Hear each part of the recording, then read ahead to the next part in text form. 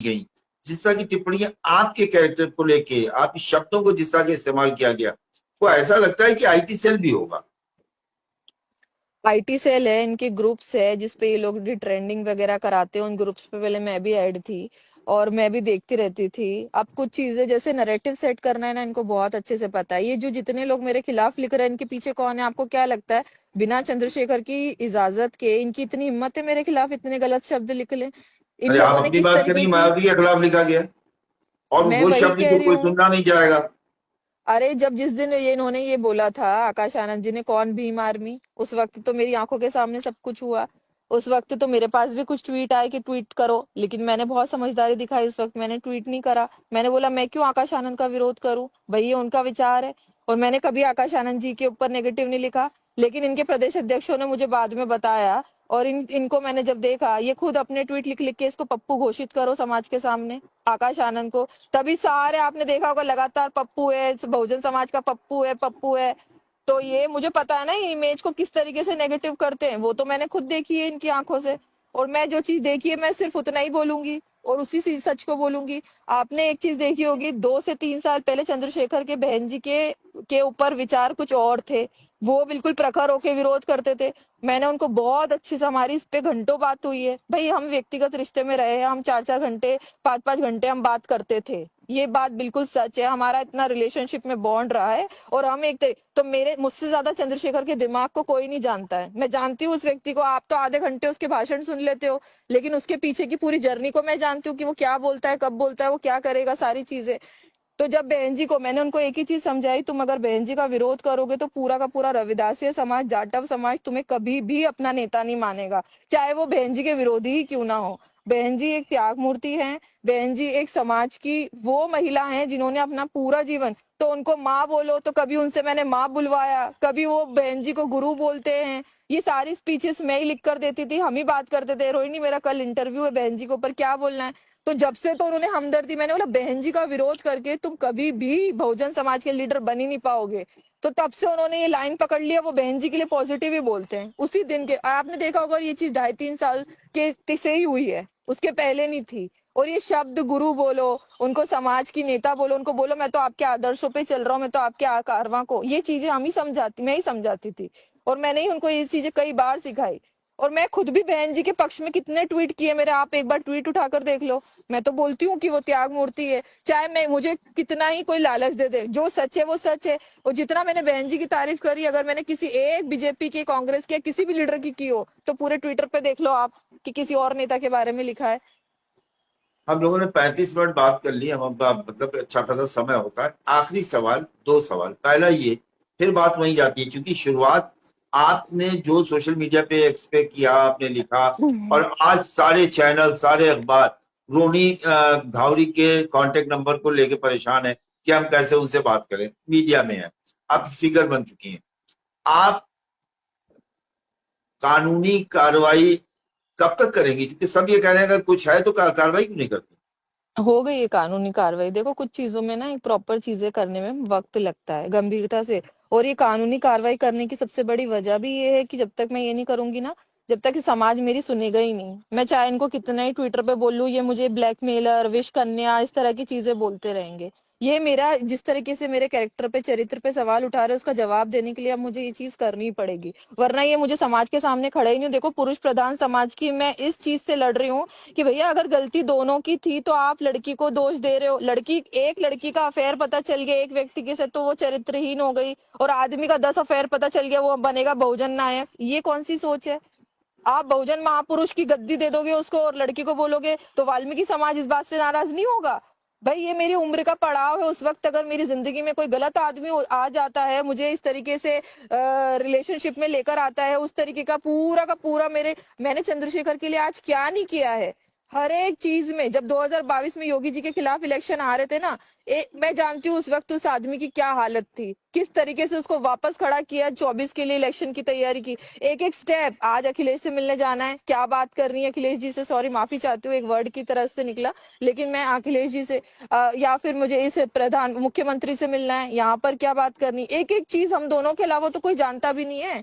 हम ही पूरी तैयारी करते थे कि ये चीज बोलना है, ये करना है। वो तुरंत मीटिंग करके आएंगे, फिर वहां बाहर निकलते ही मुझे फोन करेंगे, अच्छा रोहिणी ये चीज बात हुई है। फिर मैं उसको गंभीरता से सोचूंगी कि इसमें हमारे बहुजन आंदोलन में फायदा होगा या नुकसान होगा। क्योंकि मैं बहुजन आंदोलन के प्रति, मेरी आज बात रिकॉर्ड करके रख लो, मैं बहुत समर्पित हूँ, ईमानदार हूँ। मेरे काम को समाज देखेगा कि हमारे ऊपर आज लांछन उठ रहे हैं, बोल रहे हैं लोग रोहिणी नुकसान कर रही है समाज का। मेरा अगर बीजेपी के साथ आप एक कनेक्शन जोड़ दोगे ना, मैं आप उसी दिन से मैं ये सारा काम छोड़ दूंगी। भाई बड़ा दावोस में मैं इंटरेस्टिंग है जाती कि हूँ। अगर आप किसी मिनिस्टर से मिलेंगी तो वो भारतीय जनता पार्टी से बताया जाएगा। अगर आपको अपने कानूनी कार्रवाई, किसी पे जांच या आपकी पढ़ाई लिखाई, आप क्या कहते हैं, विदेश मंत्री से भी मिलना पड़ेगा आपको। ये कोई क्यों नहीं सोचता है कि मानव संसाधन विकास मंत्रालय से भी पढ़ाई, जब आपको विदेश में पढ़नी है, उसकी फंड है या उसका जो भी मिलना है, वहां से मिलना है, उस मंत्री से वो छोड़ मुलाकात दो करो। आप, वो चीज है ही नहीं फायदे और नुकसान की। स्कॉलरशिप मेरा अधिकार है, सरकार ने मेरे ऊपर कोई एहसान नहीं किया है। सभी बच्चों को स्कॉलरशिप देते ही बाबा साहब के संविधान में। और इस चीज के लिए मैं सरकार या लोगों के खिलाफ नहीं बोलूंगी, इसकी भी कोई वो इम्पोर्टेंस नहीं है। बात ये है कि जब मैं वर्ल्ड इकोनॉमिक फोरम के इवेंट्स में जाती हूँ दावोस में, तो वहां पर मौजूदा सरकार के मंत्री आते हैं। अब आप सोचिए, जो लड़की विदेश में रह रही है, उसके विदेश से अपने देश का कोई भी व्यक्ति आएगा, क्या वो उससे मिलेगी नहीं? अगर मेरे अंदर इस तरह का चोर होता, या मैं बीजेपी से जुड़ी होती, या मैं बीजेपी की किसी तरह की स्लीपर सेल और जो भी वर्ड्स है, तो मैं कभी भी अपने फोटोज को सोशल मीडिया पे वायरल करती क्या? मैं तो खुद डालती हूँ कि मैं आज चिराग पासवान जी से मिली, मैं इन मंत्रियों से मिली। और उनके साथ भी मिलकर मैं ये कोशिश करती हूँ कि मैं इनको कैसे अपने समाज के दर्द को बयां करूं, और इसकी इनसे क्या मदद लूं कि ये हमारी इस मदद में, इस जर्नी में काम करेंगे उस चीज को लेकर। बस उसको प्रॉब्लम ये है ना कि जो भी बहुजन आंदोलन के लिए ईमानदारी से काम करेगा, उसको बीजेपी का एजेंट बना देंगे। बस ये समाज के अंदर नैरेटिव सेट कर देना है। बहुजन समाज के लिए आपका संदेश क्या है? बहुजन समाज के लिए संदेश ये है कि मूर्ख बनना बंद करो, और समाज को तर्क वितर्क पर देखो। कौन नुकसान कर रहा है, कौन फायदा कर रहा है, उस चीज को समझना शुरू करो। ल- हर एक के ऊपर आरोप लगाकर उस चीज को, क्योंकि फायदे पर देखो, अगर हम इतना पिछड़ रहे हैं, अगर हम इतना खत्म हो रहे हैं ना, तो इसके जिम्मेदार हम सब है, कोई और नहीं है। दूसरों को कोसने से पहले हमारे अंदर सुधार लाना और हमारे लोगों में सुधार लाना शुरू करो। मैं तो एक एक व्यक्ति को जब भी मिलती हूँ, उनको जागरूक करती हूँ और पूछती हूँ, तुमने क्या किया समाज के लिए? तुम एक मिनट में बोल देते हो ये नहीं कर रहा, वो नहीं कर रहा। आपने क्या सोशल रिस्पॉन्सिबिलिटी निभाई है? क्या आपने किसी एक बच्चे की पढ़ने में मदद की है? क्या आपने किसी गरीब परिवार की मदद की है? तो जब आपने नहीं की है, तो फिर क्या, क्यों नेताओं के ऊपर क्यों डिपेंडेंट है हमारा इतना समाज? हम खुद क्यों नहीं जिम्मेदारी लेते समाज की? हम क्यों नहीं अपने बच्चों की मदद करते शिक्षा में या किसी भी चीज में? ऐसे ही आ जाएगा क्या बदलाव? मैं एक ही चीज बोलूंगी, कोई मसीहा नहीं आएगा आपको बचाने के लिए। कोई मसीहा नहीं है, मसीहाओं के ढोंग आप देख लोगे। मसीहा नुकसान ज्यादा करते हैं, समाज का कल्याण कम करते हैं। तो ये माना जाए कि अब कोई मसीहा जो नहीं आएगा, तो अपना कल्याण खुद करना होगा। और उस कल्याण के लिए आपने जो एक संगठन क्या बनाया है, उसके जरिए आप शिक्षा पे कम से कम काम करने का प्रयास कर रही हैं। तो मैं अपने वही चीज ली है। हाँ, जी। क्योंकि देखिए, अगर मैं राजनीति में जाती ना, तो ये लोग एक मिनट में बोल देते लड़की ने, ये रोहिणी ने सारी चीजें राजनीति के लिए की। मुझे क्या मिल जाएगा एक सांसद बन के? क्या वैल्यू है एक सांसद की? 5 करोड़ की सांसद निधि मिलेगी, वो अपने क्षेत्र में ही काम कर लेगा, बस। उससे ज्यादा और क्या करेगा? ऑलरेडी सांसद है।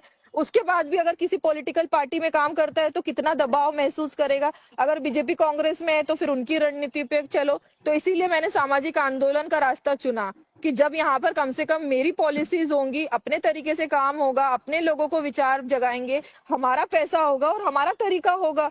हम क्यों किसी की वो करें? ग्लैमर के लिए, सरकारी बंगले के लिए, या फिर सरकारी गाड़ियों के लिए सांसद बनना है क्या? तो क्या हो जाता? मैं तो कह रही हूँ, सांसद की मैं नहीं मानती कि कुछ इस तरीके से, अगर वो समाज के लिए काम कर रहा है तो। हाँ, वो व्यक्ति विशेष के, उसको उसको बहुत कुछ मिल रहा है तो वो खुश हो जाए।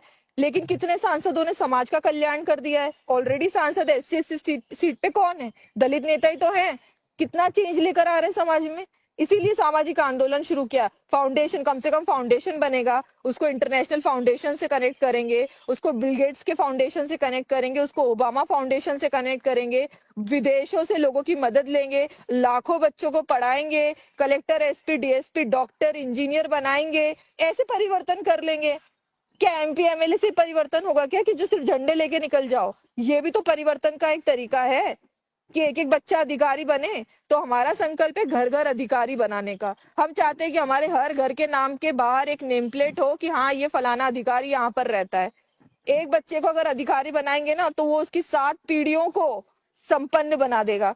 बस इसी चीज को लेकर चल रहे हैं। और इस काम में भी अगर अड़चन आएगी तो लड़ते रहेंगे, जितना लड़ना है लड़ेंगे। मैंने तो अपने घर वालों के भी हौसले बुलंद कर दिए कि अब मेरा रास्ता ना आंदोलन के लिए बढ़ चुका है। कई वार होंगे मेरे ऊपर, कई तरह की चीजें होगी, लेकिन मैं पीछे नहीं हटूंगी। मैंने पूरी जिंदगी बिना शादी का फैसला किया है, और मेरा ये फैसला आप कोई बदल नहीं सकता। मैंने अपने मम्मी पापा को बोल दिया मैं शादी नहीं करूंगी। शादी के ऊपर से रिश्तों पे भरोसा टूट गया। एक व्यक्ति को बहुत सारी चीजें उसके साथ करके देख ली मैंने कि किस लेवल पर लोग परेशान करते हैं। तो अब मैं इन चीजों में टाइम वेस्ट नहीं करना चाहती। मैं चाहती हूँ कि मेरा जीवन अगर 10 साल 20 साल बचे, तो लोग मुझे इस चीज के लिए पहचाने कि रोहिणी एक नाम की लड़की थी और उसने लाखों लोगों का जीवन बदल दिया। बस ये मेरी पहचान हो। बहुत बहुत शुक्रिया रोनी जी, राजपथ से जुड़ने का। छोटा सा प्लेटफॉर्म है हमारा है, लेकिन आपने हमसे बात की उसके लिए आपका आभार। हम अपने दर्शकों से ये कहेंगे कि एक शालीनता के साथ आप कमेंट करके जरूर बताएं आपको वो बातचीत कैसी लगी। रोनी जी के लिए शुभकामनाएं हैं हमारी कि आप एक समाज के लिए अगर आप आज लड़ाई लड़ रही हैं, तो समाज की इस लड़ाई में जब भी राजपथ का सहयोग होगा, राजपथ आपके सहयोग के लिए तैयार है। जिसे अपनी कोई भी कमेंट करना है, टिप्पणी करना है, टिप्पणी करें। बहुत बहुत शुक्रिया। नमस्कार। Thank you. नमस्कार।